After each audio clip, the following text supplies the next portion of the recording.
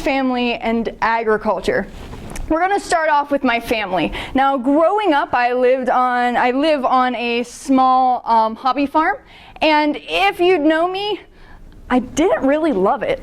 So whenever everyone else was at the barn and doing things, I was most likely in the woods or flipping over rocks. But then, after all of that, I went and did a tour in the ag facility at Derry High School. And whenever I did that tour, I remember walking around thinking, this doesn't apply to me, I don't care, it doesn't matter. And then when I went into the ag shop, there were two people. They were sitting up on the benches. One was my cousin Paul, and the other one was his friend Steve. And Steve looked at me and he goes, "You're a Barnhart, you need to be an ag." So I took a leap of faith, I talked to my family, and I joined the ag department. And then I got super involved. I went to Dairy FFA, and I absolutely loved it. And my ag teachers inspired me to go to college for agriculture. So I started off at Penn State Altoona, and being at Penn State Altoona, I was a plant science major. I didn't think that ag ed was going to be my path, and then all of a sudden, I had a change of heart. I missed it. I missed being with all of those people in this community, in this network, and now you can see I'm proudly up here representing ag ed and myself in this major, so I'm super excited. So the questions that we're going to go over today are who I aspire to be as a teacher, what opportunities that I have been engaged in to become an educator, and how am I going to do this whole student teaching thing. But we're going to start off with my teaching philosophy and what I believe in being an educator. So I really believe that every student is different and their passions, they mean something. And that's how you inspire students. So with individualized instruction, I plan on maximizing all the students' potentials with being engaged in all different kinds of activities that would inspire them as well as make them see that there are careers that are involved in agriculture. I also believe in the 3 modalities of learning and that every student learns a different way. Some of them, they listen with their ears, some with their eyes, and some with their hands. And being able to do all of that, I want to bring into the classroom the fact that we can do all 3 of those, and we can make sure that every student is getting those key points. So classroom management. I have a few fun friends up on the board that I absolutely love, and on my posters here are how I plan on doing classroom management whenever I student teach and then further on. So I believe that the environmental expectations align with the things that we are going to be doing in class. So to start off, I will introduce you to Woodsy the Owl. Give a hoot, don't pollute. But we're going to give a hoot about our classroom procedures. And I'm not going to read them all to you, but I want you guys to see that I really believe that with these quirky, fun ways of remembering things, that's how students are going to understand really what is expected in a classroom. Also with expectations, no one really knows about Howdy, the good-mannered raccoon, but I want to introduce him back in a way that we are actually talking about the expectations of the classroom. And then last but not least, my favorite, Smokey the Bear. Only you can avoid these consequences. And these are the things that I don't want to have to put my students through if they can go through the procedures and the expectations. So if I were to step into a classroom like today and I would be able to do whatever I wanted with it, this is kind of how I would frame it. So I don't have an intro to agriculture class on here for a very important reason. I believe that students have those niches that they love, and to get them introduced to agriculture, we can do that through their content areas. And then by doing this, we can let them go through all of the classes to be a completer of our program. And each one of these classes are going to have a split. So I'm going to be able to teach half of the class, half of the list that I have up here for 1 year, and then the other half for the next. So there's a broad array of things that students can take. And with that, FFA and SAE. Now, for those of you who aren't really familiar with FFA or SAE, FFA is the student-run organization that the students can take part of in an agriculture program, and SAE is their supervised agricultural experience that comes after the fact so that they can go out of the classroom and still work on something that is engaged in their educational journey. So with FFA, how I would want to include that into the classroom is a CDE exploration day. So these students would be able to figure out the competitions that they are able to take by other students, so the ones who've already competed in this, so that they get that connection. I would also want to do prepared public speaking in the classroom. And I know that sounds kind of weird, but whenever I was in the agriculture program at my high school, we did this. We did prepared public speaking in the classroom, framed up to how an FFA competition would be, and that actually put me right in line to actually compete there. So that's how I would frame up FFA. SAE, however, there is a platform to where you can enter in your records, and it's AET, and I would require that as a grade quarterly so that they are responsible for having an SAE project. I would also make scheduling those SAE visits, so for some of you who don't know, in SAE you are responsible for doing that sometimes in the summer as well, as a grade, so that they are responsible for doing this and completing this throughout their time. So this is a little bit about program recruitment, and I'm going to play this short little snippet of a video that we have made, if I can figure out how to use this.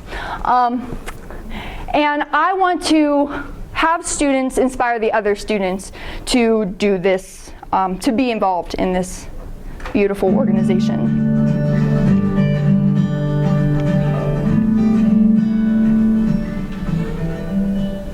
FFA is a crucial part of the three-circle model. In this student-run organization, students have the opportunity to do a number of leadership events and take on additional responsibilities.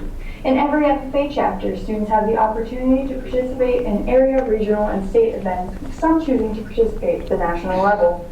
A chapter-level officer team is elected, and members will go through an interview process to run for positions of president, vice president, secretary, treasurer, reporter, and sentinel.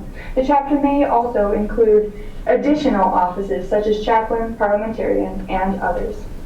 FFA members can also choose to participate in different career development events or leadership development events. These competitions have the students have the autonomy to focus on the different interests to them.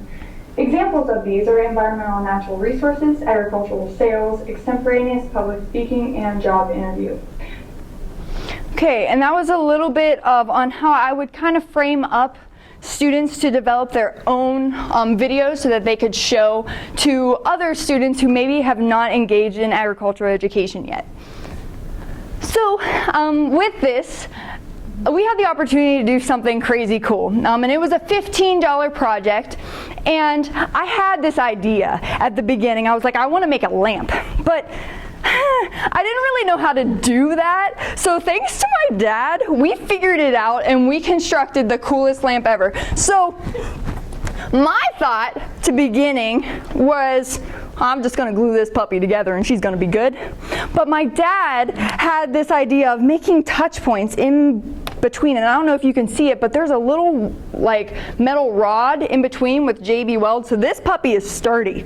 And we went through a lot of trial and error, but I would love to do this in a classroom with advanced ag mechanics students, because this is a problem-solving kind of project, and I'm going to pass around the actual layout to it, what I used whenever we were going through this, and it took a lot of time, not necessarily with getting it together, but how do we put all of these antlers in to make this lamp, because no antler is the same.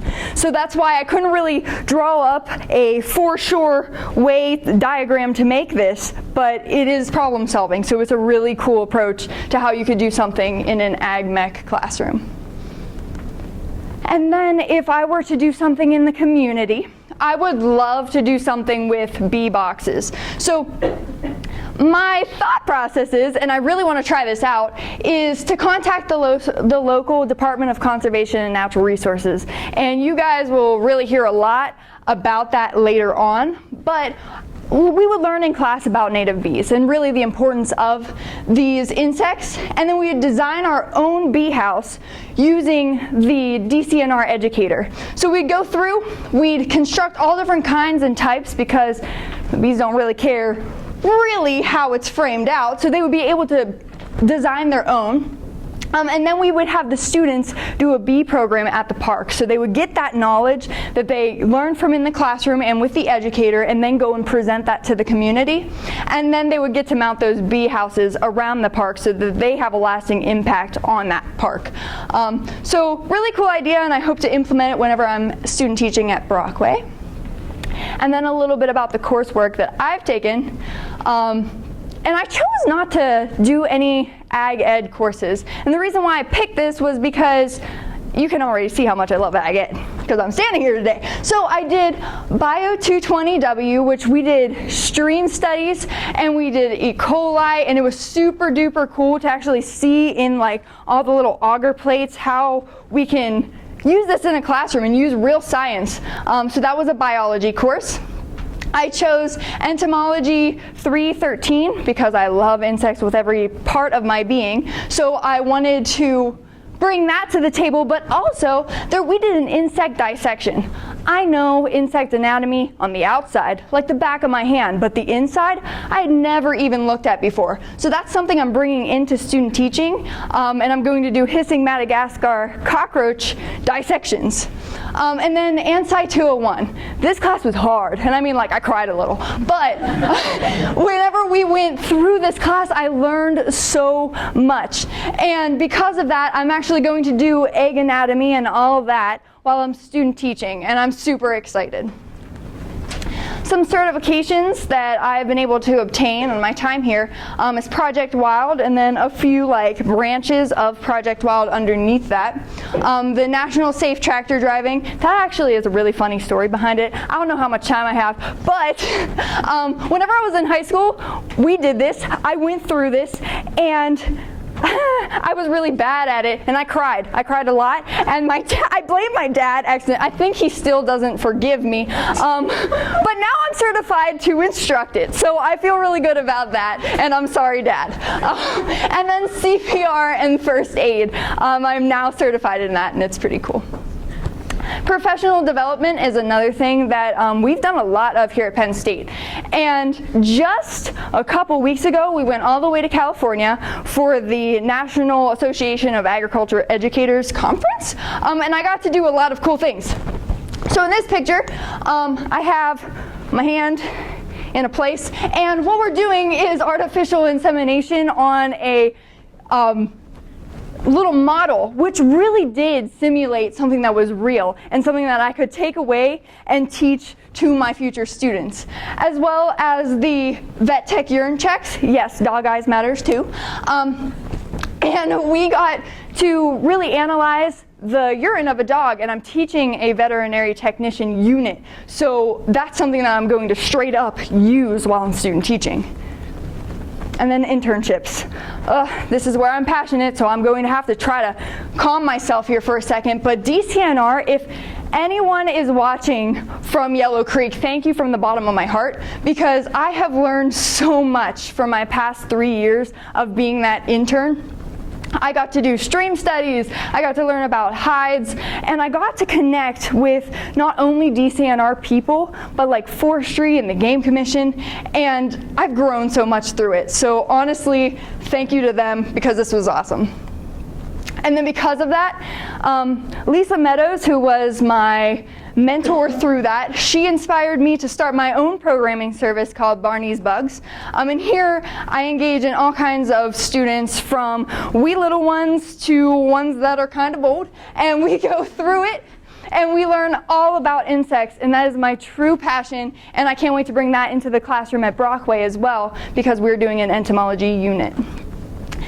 And then I'm also a Teach Ag Avenger. This is really cool, and it's something that I didn't necessarily know about until I got up here. But we got to do things at ACES, which is an FFA conference, and at Farm Show, and really recruit for our major. So I thought that that was a really good thing to implement here because it was really fun.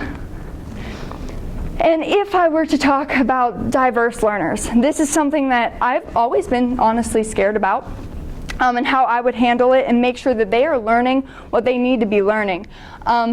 And I'm only going to touch on the paddleboarding because I got to have the awesome opportunity to impact students who are visually impaired on paddleboards. So it's kind of scary to think about because some of them were completely blind. And when they fall off, like, what do you do?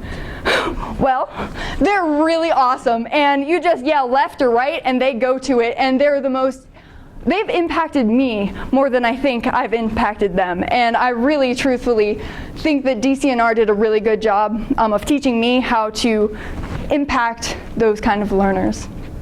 And here's another video. This one is about my cooperating center. I'm so excited to be student teaching at Brockway, I can barely handle it. But we're gonna watch this.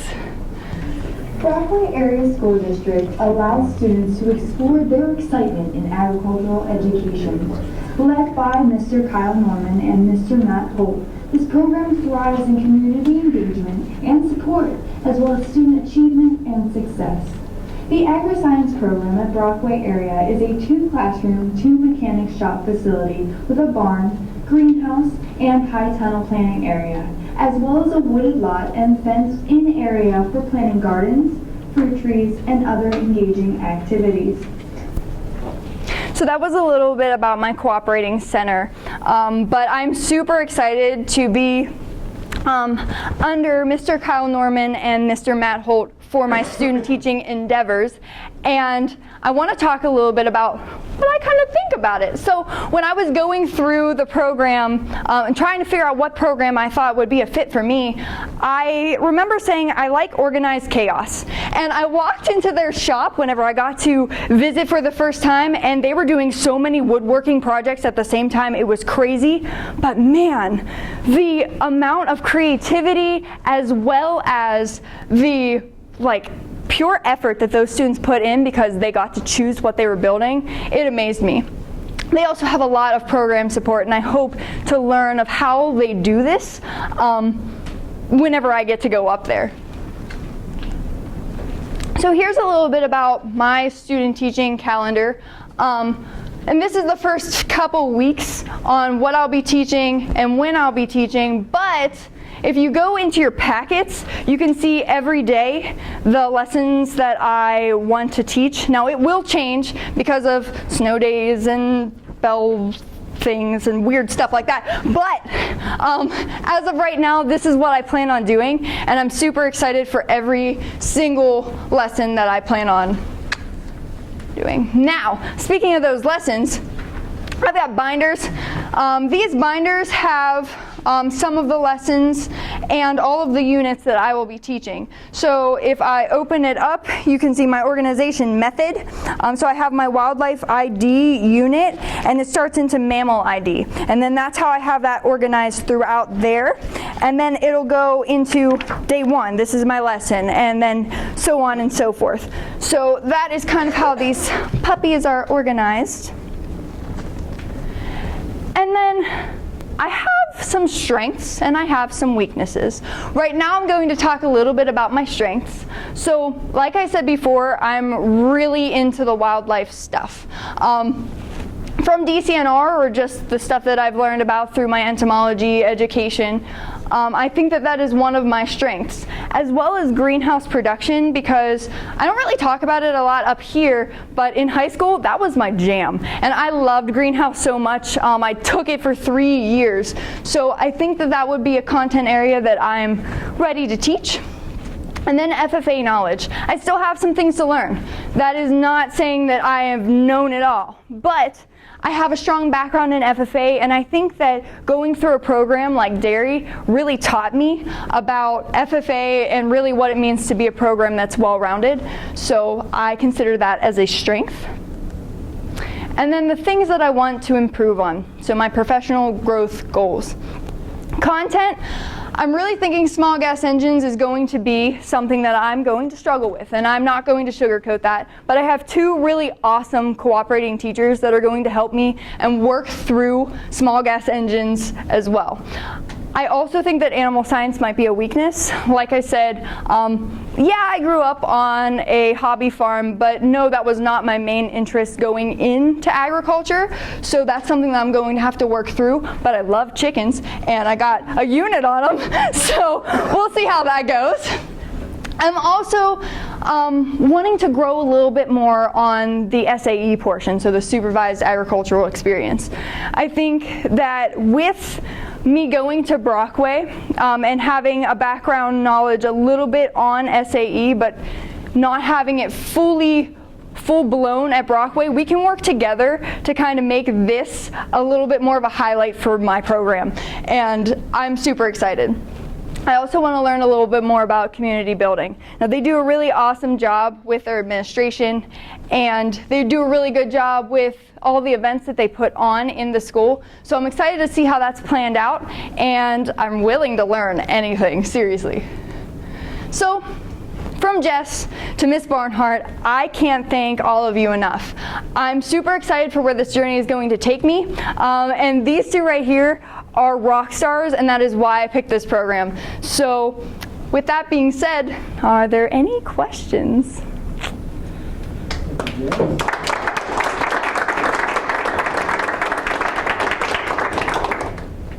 Are there any questions from the audience to start us off? Yes. So obviously you are very passionate, that's obvious. How do you plan to deal with, handle, or encourage students that maybe aren't as passionate and find your passion and exuberance a little overwhelming? Yeah, that's a really good question. So, when I go into the classroom, I know not every student is going to have the same passions as me. And that's why in my model program, I had said that I wanted all of the subjects, not just the ones that I'm comfortable with, because I want to work through and try to find that student and what they really want to do. Now, learning about the student is something that I really value, and whenever we're going into a program where we don't know any of these kids, I really believe that if I take the time out and I learn what they're interested in and how they kind of function as a kid, I can better be able to help them find what they're passionate about and give them that enthusiasm as well. So thank you. I see some online questions. Yeah, we have some questions from our online audience. So the first, we'll actually both these from your Aunt Deb. Aunt Deb's first question is, how do you plan to integrate entomology with agriculture? Oh, that's such a good question, and I'm glad she asked, because entomology is my favorite thing in the whole entire world. And like I said, whenever I go into the wildlife class, I have an entomology unit. But also in my horticulture class, I'm going to have an integrated pest management unit. So I think I've combined them in those two classes. Now with animal science, I have a little bit about like the parasites and stuff like that I'm also very passionate about, as well as in ag mech, bringing that bee house in and really letting the students learn how to construct as well as learn about the native bees. So that was a good question. Thank you. I'm going to start thinking you planted these questions if we get to. I didn't. I promise you I didn't. All right, I have a question for you. Okay, I'm ready. Yeah. I want you to provide an example of a specific learning activity that incorporates or transcends all three components of school-based agriculture education. You may not use entomology as an example. Okay, then I won't. Let me give myself a little bit of time to think. So I think I'm going to go with poultry because I also like poultry. In the classroom, we'd learn about the breeds of chickens and stuff like that.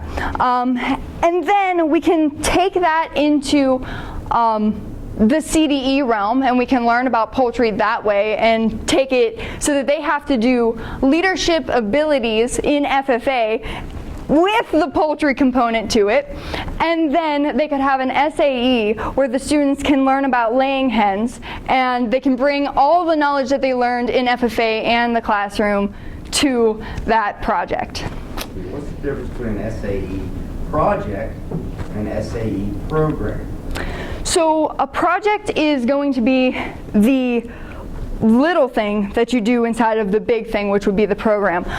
So if we were talking about those chickens, the project might be, at this time, we're learning about the laying hens, but we might want to learn about broilers too, which are the meat chickens. So the whole program of that SAE would be the chickens.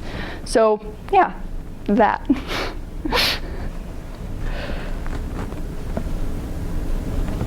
I have another one. Okay. Feeling excited? Yes. There we go. Excited or nervous? One we philosophically. Okay. You presented your model program, and you said, please y'all, I don't need an introduction to ag, food, and natural resource class. Waste of time. We're going to let them go straight into their content passion area. The question I have is, how do they know what their passion area is if they don't know what the options are? That's a very, very good question. And I think when I look at my little model program, there's that career and leadership aspect to it. And in my little bullet points were careers. So they could have that career exploration if they were doing something like leadership, which could kind of mold themselves into a passion later on. Now, saying that I don't care about the intro, that's not true. I really do believe that students should have the opportunity to explore, but in my head, I want them to be able to step foot into something that they are passionate about first, if they already know. Yes? So Jess, you seem really passionate about your internship opportunities. What will you bring from your internship into the classroom? So there was this wonderful lady and she had a bunch of possums. Now if you know me, I love possums as well. So I talked to her and she does a whole bunch of rehabilitation for those animals, and I had talked to her about bringing them into Brockway whenever I get the chance to actually student teach. So I'm hoping to bring that aspect as well as my connections with DCNR and some with the Game Commission as well, so that they have those opportunities throughout and they can learn from my mentors as well. We have another question from the online audience. This also comes from Aunt Deb. And you have another one after that's not from Aunt Deb. Deb says, why are you interested in learning more about small gas engines, and how does this tie into your agricultural education journey? Good question. So whenever I was in ag at dairy, I took the class that had us learn about small gas engines, and I was bad at it, but I could see those students who were really good in it, and having them show me their passions. I always go back to passion because that is what I believe is one of the most important things about a student.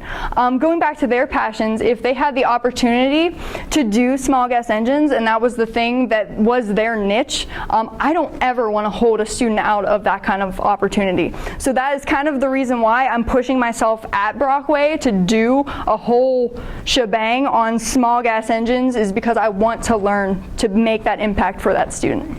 And then I have one more question for you. This is from Arlen Smith. Where do you see the most growth in your class materials and projects? And of that stuff, where do you think your students might connect the most? Can you reread that question? Yes. So where do you see the most growth that you need in your class materials and projects to help your students connect? So that's kind of along the same lines as the small gas engines. I really believe that in my own course and my own knowledge, I need to expand more on the mechanics side, not only small gas engines, but the whole mechanic realm, as well as animal science. Those two combined are the things that I want to grow and work on throughout my internship here at Brockway, so that I can really further that on and make that impact for that student. Thank you. Jess, you had mentioned that something you want to work on is SAE integration and help Broadway do that a little bit better. What is one thing that you are hoping to do during your student teaching internship to help integrate SAE and learn more about that? So I had an idea, and I have a lot of mice. So So my idea was I wanted to, now I haven't run this by Mr. Norman, so if he's watching right now, I'm sorry, but I'll talk to you about it later. But I want students to be able to have those mini projects, so to get them started with an SAE, and my first thought was, I have like 50 mice, it'll be perfect. So to try to get them involved in something small so that they can try those records out, and then grow that so that they can find their own path on what SAE that they would like to do. Yeah. One more. Okay. So this is from your virtual mentor, Megan Slate. Aw. She says, "Great job, Jess. And how will you engage students to participate in FFA activities?" So whenever I was in high school, it was the older members who inspired me to do more. So my thought process to that is I'm going to use these students, and I'm going to try to get them to be on board with recruiting those other members and making sure that everyone is kind of doing the FFA portion of Ag Ed, because without the 3 distinct circles, we don't have a great program. So I think that that's something that I would want to implement, is having those older students impact the younger. Thank you. Jess, it may feel like more than a year ago, but in 311 we talked about self-determination theory, we talked about expectancy value theory, we talked about Kolb's theory. Can you give me some sort of learning theory and how you might actually use it in the classroom? So beyond just the book learning side of things, but how are you going to put the rubber to the road on what we know about learning theory and learning science and how you work with students? Does the growth mindset and the fixed mindset work in this? Sure. That aligns to a broader theory with which I did not speak of, but yes. Okay. So there are 2 different kinds of mindsets that we learned about in that class, and one is growth and one is fixed. So in the class, I want everyone to transfer from the fixed mindset to the growth mindset. With this being said, what a fixed mindset looks like is saying can't, saying won't, and stuff like that. Transferring that to a growth, it's I can't yet, but I'm going to, and I think I'm going to try as hard as I can to get every student to know that, yeah, you may not be the greatest at it now, but here in a few weeks, few months, a few years, you're going to get there. And that's the growth mindset that I want every single student to feel after they have gone through my class.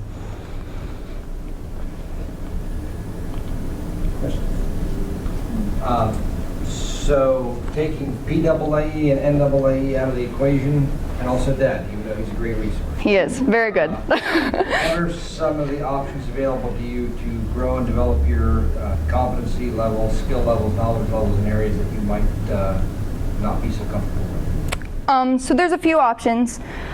It could be either I research it on my own. I could go to someone else, so I have an amazing mentor team, and one reached out to me, so that was awesome. But going to those mentors that we have kind of like harbored throughout these past couple semesters. But the center does a lot to really work on personal development and how you are going through and developing yourself as an educator. So I think I would use a combination of the things that I can find on the internet, the people that I surround myself with as a profession, and then the center, who has done a great job I've seen of including all of those teachers so that they get the development that they need.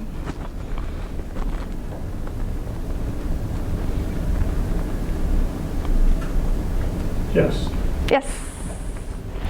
Tell me about certifications. You obviously are very well qualified to train others how to run heavy equipment. But what are some other certifications that you could foresee yourself offering to students? Mm-hmm. And why do you offer those certifications? Yeah, so there was one that I really, really wanted to do, which was Google Classroom. And it's a way that you can take all of the Google stuff, so the PowerPoints, the documents, and grading, and put that into perspective so it's an easier way to kind of manipulate through being a teacher. So that's something that I wanted to get, but time just didn't allow this semester. Another thing that students could actually obtain is beef quality insurance. A lot of fairs actually need some of those certifications to have their students show.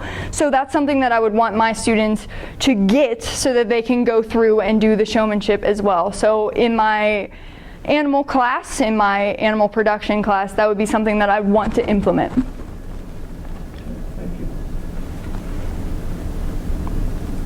I require one more question from the audience, preferably a student question.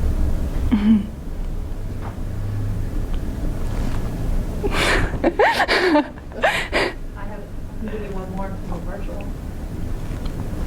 want to do one more? I'm going to wait 12 more seconds from the student audience.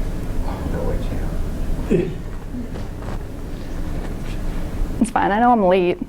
I